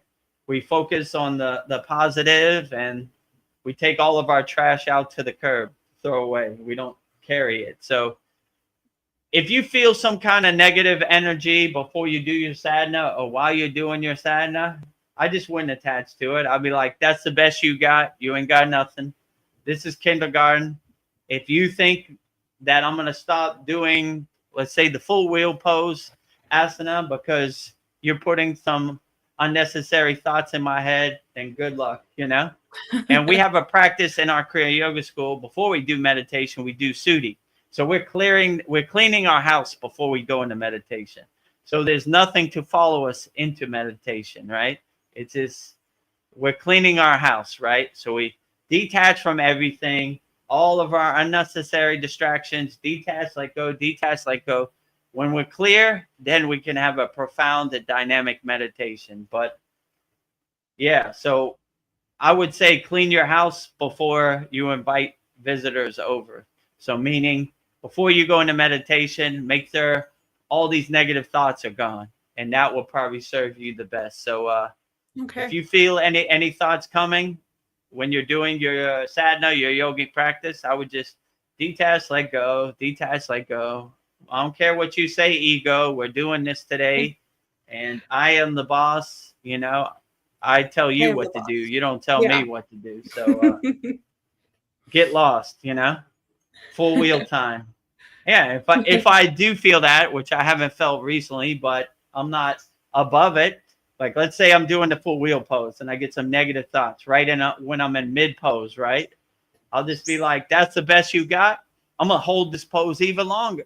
I'm gonna make you pay, right? Right? You think you're gonna stop me? We were gonna go 5 minutes. Now we're gonna go 10 minutes. Eat that, ego. That's the best you got. You ain't got nothing. Light work. Kindergarten over here. So yeah, look at your negative thoughts as like a game, like an opportunity for you to overcome. Like, oh, I was wondering when I was going to use these kriyas. The day has now come. Here it is. There it is. Right? Drum roll, please. Right? The day has come. The opportunity is now here, and we could get to work. So yeah, anytime a negative thought comes up, see it as the opportunity to overcome, and that it will serve you good, and just laugh at it like the joke it is. So yeah, if it happens to me, I lean into it, so I'm like, I see you, I see you. And like I said, like I focus my Shakti, my Bindu, my Tratak on the negative thought and melt it like the Wicked Witch of the West. Melting, melting. Melting, melt it away, right? Goodbye, right? So melting away like snow in the sun. So yeah, anytime a negative thought or a negative emotion comes up, see it as the opportunity to break out your Kriya yoga tools and do your inner work and melt it away, I would Yes. say. I don't know. I've been thinking about something you said a while ago, that when you slept in your caves in the Himalayan mountains, it was the best sleep of your life. And I was thinking, sleeping on the floor, maybe that's better for your body, to like for your bone, to sleep on a firm something firm instead of like a soft mattress. I guess the ground can like relieve the pressure off your body. I don't know. A soft mattress makes your body weak. So I was thinking, yeah, and, sleeping on firm surfaces could make you stronger. I don't know. I've been seeing a lot of videos where people are like sleeping on rugs, but it takes a while to get used to it. I don't know, and it would be so much cheaper to not have a mattress, because I remember I and my husband, we bought our mattress like 5 years ago, and it was $3,000 for this mattress. And if you don't rotate it every so often, then it's just like you're sleeping in a hole. So I forgot to do that. Now I'm sleeping in a hole. So, but I was thinking, yeah, maybe, I don't know, that's something to work towards, is like sleeping on a hard surface and getting back to sleeping on the ground. And then if you could sleep on the actual ground or in a cave, you'd be grounding yourself too. I was just thinking that would be like something really good for you.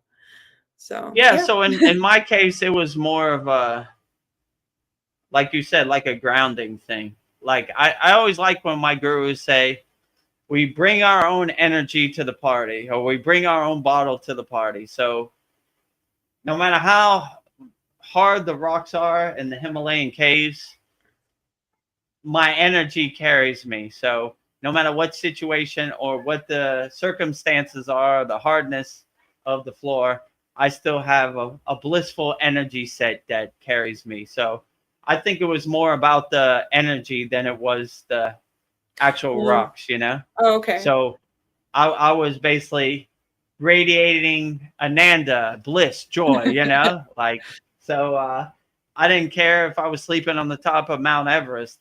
My energy was unchanged or untainted by the elements. So, you know, no matter where I slept, it was okay. So if I had to sleep on a million rocks, I would still be in the same state that I was in the Himalayan cave. So I think it had less to do with the stones of the Himalayan caves than it did.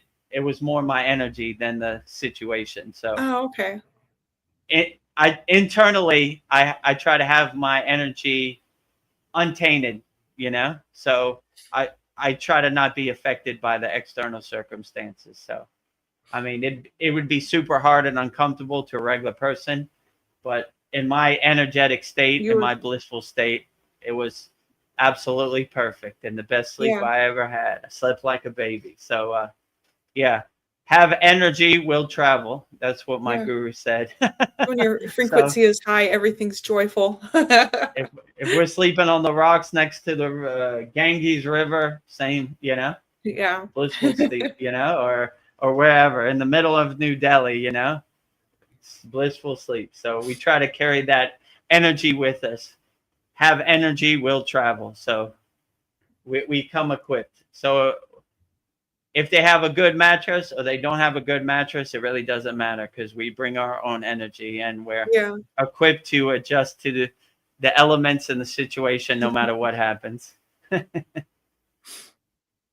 Yeah, and I was also, another thought I was having, like, people are so afraid to be alone. Not, you know, many people are, but on the spiritual path, you're like, if I'm alone, that's okay. It's like you're enough. Like you're not dependent on anybody's attention or anything. And maybe being alone or being with yourself is, I don't know, maybe being in a relationship with yourself is the best relationship first. And then if you find somebody, then that matches your frequency, I don't know, but don't be dependent on finding that person. Like in Kriya yoga, you begin to see like silence is the best teacher. So when you're alone with yourself, there are many enlightened yogis. They're called Mona yogis, which means Mona means silence. They don't even talk at all. They're in a constant state of Mona, right? So they're just alone with themselves. And I said before, one time you asked me, are you ever lonely? And I said, I don't even know how all these ascended masters and spirit guides and archangels and deities and devis and kriya yogis, how do we all fit in here? I could never be so lonely. I don't have time in the day to talk to all these deities, Yes. So when you have that perspective, you're never really alone. Like you have all the tools and everything you need. And if people come and add to your equation, that's good. But we need pluses. We don't need minuses. So if they're energy vampire, what do you need them for? They're just trying to steal your pure energy. So we just let them go, So I encourage it. And you'd be surprised when you're alone with yourself, the answers come readily, like they're just waiting for you out there. So you cut out the distractions, you cut out the chaos of the Maya delusional world, be alone with yourself, and you'd be surprised how many answers you could get just being alone with yourself, Yeah. So I would encourage not looking for anybody to come save you or think you need somebody else to make you happy. Just cultivate that self-love inside you as you, and you'll never be alone, right? Yeah. Have energy, will travel, So well, no matter where I go, I have all these ascended masters and all this essence and presence from the higher planes, and I don't know how we all fit in this car. Yeah. I need some room. Give me some elbow room. Come on, Baba G. Too close. Too close. Back up. Right? Driving like this, Om Kriya Baba Ji Namo. I want to fly like an eagle. Let my spirit carry me. Time keeps on slipping into the future. So we're singing songs driving the car all together, right? Like karaoke in the car. Mantra karaoke, mantra japa karaoke with all the invisible ascended masters in my car, road trip. Yeah. I just saw a beautiful quote. I really love it. It says, if you can succeed at loving imperfect people, then it becomes plausible that somebody could love imperfect you. We don't need to be perfect. Yeah, you don't. This is who I am. Love me or leave me alone. And I accept you for who you are. And my daughter just turned 16. I would prefer to her be a yogini and be on the spiritual path and meditate with me.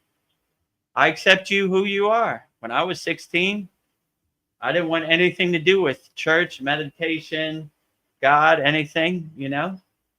We all have different timing. So give people their space to figure it out for themselves. If you need some help, we got all this below, right? We'll give you some tools, but most people are on their own timing. So when you come around, we're here, So when I give you space for you to figure it out, So but I don't know. Not everybody's going to happen the way you want them to happen. So I would just let it happen the way it happens. And if you have your own self-love and you cultivate it and enhance your own self-love, you don't really need too much love from anybody else. Especially love that comes with conditions or disclaimers, right? Or what do they call it? Contracts, like obligations, these type of things, right? Like, this is who I am. Either you want to walk this journey with me or you don't, but I'm still going to walk it regardless of what you do. And if you think because of you, I'm going to change my trajectory or my path for you, you're living in dream world, because I'm going to do what I do, and either you come with it or you don't come, but I'm still walking, and I'm not going to change. You adjust. I don't adjust. Yes. Either I will find a way or I will make my way. So yeah, either way it's happening.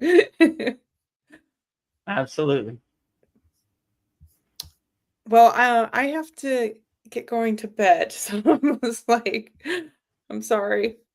I have Yeah, too nothing many to be sorry questions. about. Daily life is calling, right? Yes. Yeah. It happens to I all of us.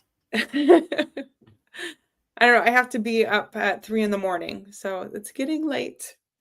But we've had a really good time. We've talked about many different things. So this has been a great sat song. So I hope everybody's enjoyed it. Do we have any other questions or that's it? That's it. Just Sandy. Okay, great. Yeah. Oh, you know All what? right. This was a thought I had before we go. Like all these emojis, I feel like that's Mm, becoming the new language. I feel like soon mm. we're just going to be talking in emojis. Like, and we're watching it. It's like I I mean, can on miss. our Kriya Yoga school, our free school, and our paid Yeah. school, definitely, right? I am Yeah. the emoji master, right? Yeah. That's all I talk, right? Prayer hands, mala beads, Om symbol, all that, right? Hearts. Yes. So it, Yeah, it, like it when I'm conveys it good. Now we have GIFs. So we yes. have Oh yeah, I love GIFs that. and, different GIFs, victory and, happy birthday and all this stuff. So, yeah, we are a very heavy emoji and GIF heavy Kriya Yoga school, freed and paid. Yeah, it's such a fun way to communicate. Yeah, it's cool. Yeah, And when you see I'm sorry. a good GIF, you want to have another Yeah, good GIF to reply with, right? So this continues the GIF cycle, right? Cal posts a GIF, I post a yeah, GIF, you post a GIF, GIF, So yeah, yeah, I feel like we're trying to out-GIF each other. uh, hopefully it brings a smile to everybody's face. I try to find the coolest GIF I can, The one I like is the cat driving the motorcycle, Oh, right? yeah, Where he's that's like cool. cool cat, right? Oh, I just saw a big lizard behind it Ooh, over yeah, he there. was He at went the behind last my one water. too. Ooh, he Yeah. likes it in your yard. Yeah, interesting. Yeah, we haven't. Oh, I see some birds around here, out here. Oh, cool. Nice. Yeah, Well, so we're a Sandy, GIF heavy. That's yeah. our new language, GIF. So keep those Yeah, GIFs coming. Keep those emojis coming. yeah. We enjoy it. Well, Sandy says, thank you so much. And thanks again for sharing your healing art. You're welcome, Sandy. Thank you for asking me. That really touched me. Yeah, Thank you. outstanding. Yeah, thank you for giving us a tour of your Yeah. Kriya Yoga art. It was Yeah. outstanding. Your gallery. Well, I hope that dream I had comes true where I think I'm in Thailand and I'm having a gallery opening and it's like everybody's like sitting on meditation pillows looking at my art. And then I walk Nice. out and I see you at a table and I sit next to you and you're signing your book. And then I'm sitting next to you and I'm signing my art book. So maybe we'll see. We'll see. I will be selling a one-word book like Patanjali. It'll And be now yoga. yeah, it'll be all emojis. What do I write about? Nothing. Nothing. Practice yoga intensively. And now yoga. And now yoga. Good night. Yeah. Have a good night. Drive home safe. Like, close your book. Everything you need is within inside you. I like when my guru said we don't talk about Kriya Yoga, we do Kriya Yoga, Yeah. right? So Yeah. Oh.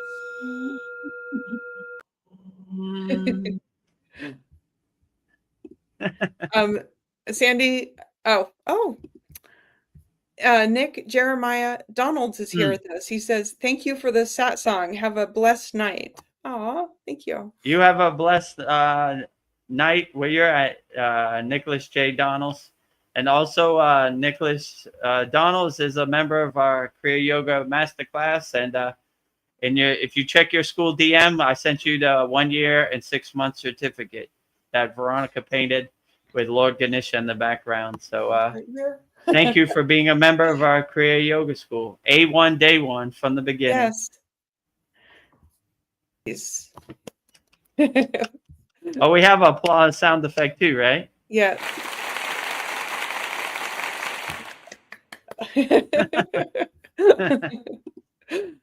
Oh, and then Sandy sends us a yogini meditating. I love it. Oh, outstanding. Yeah, that's a good one. Om. Sending peace and blessings to all yoginis out there, and all yogis out there, and all people walking the spiritual path, all meditators. Well, this has been wonderful. This has been Soul Therapy. Thank you for coming, everybody. I feel so happy. So, yes, my heart chakra is pounding. Oh. Yeah, so we do the Satsang every Wednesday, 9 p.m. Eastern Standard Time. We usually go in between 3 and 4 hours. So, and we also, every Sunday, we do Soul Talks live from a Thailand beach, 9 p.m. Eastern Standard Time. Also, every Monday, we have Mantra Monday. This Monday will be world premiering 108 Raksha beads, 1 mala for Goddess Kali Devi. And every day, Babaji quote, and every day long form Satsang or Soul Talks video. So, yeah, it should be good. It'll be wonderful. And, yeah, make sure you subscribe to our YouTube channel. Click on the notification bell so you can see every time we upload a video. We have over 1,000 subscribers, and watch as many videos as possible. We have a playlist for our Soul Talks live stream. We have a playlist for our shorter Soul Talks. We have a playlist for our Satsang. We have a playlist for our Babaji quotes. We have a playlist for Mantra Monday. So we have a playlist. Oh, bless you. Bless you. And we have a playlist for everything. So, yeah, make sure you subscribe to our YouTube channel.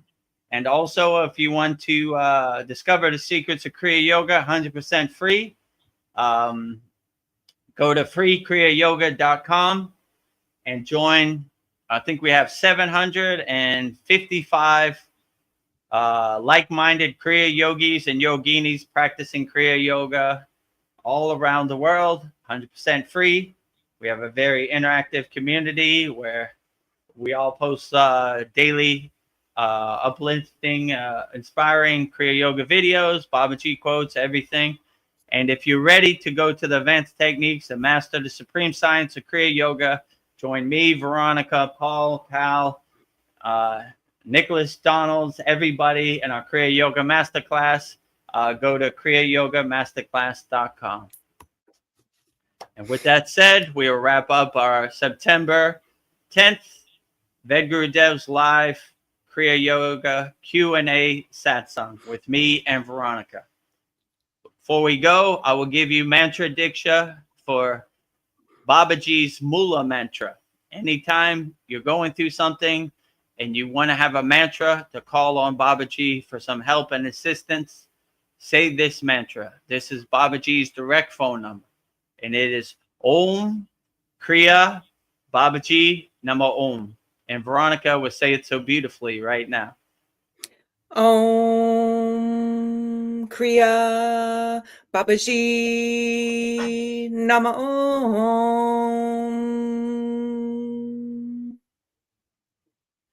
Om Kriya Babaji Namo.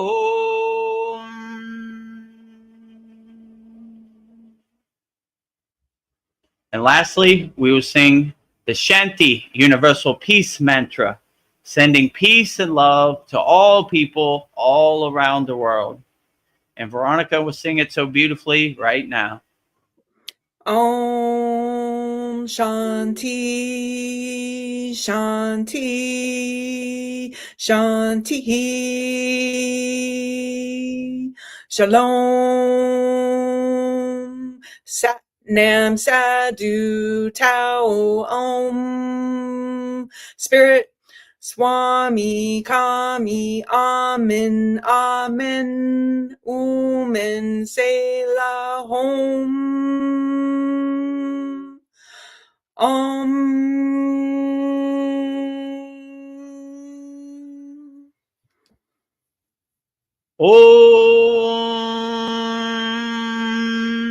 Shanti Shanti Shanti Shalom Sat Nam Sadhu Tao Om Spirit Swami Kami Amen Amen Omen Selah Hom Om.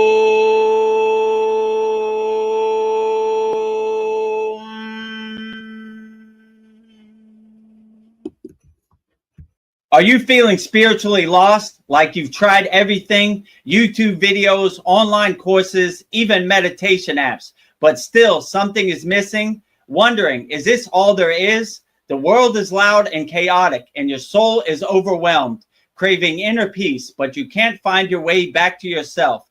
This is exactly why I created the Kriya Yoga Masterclass and my proven soul coaching system to help people just like you. This isn't a video you watch and forget. It's a daily spiritual lifeline that brings you back to your soul. So if you're done feeling lost and you're ready to start transforming, then come join us. This is more than a course. This is your lifeline.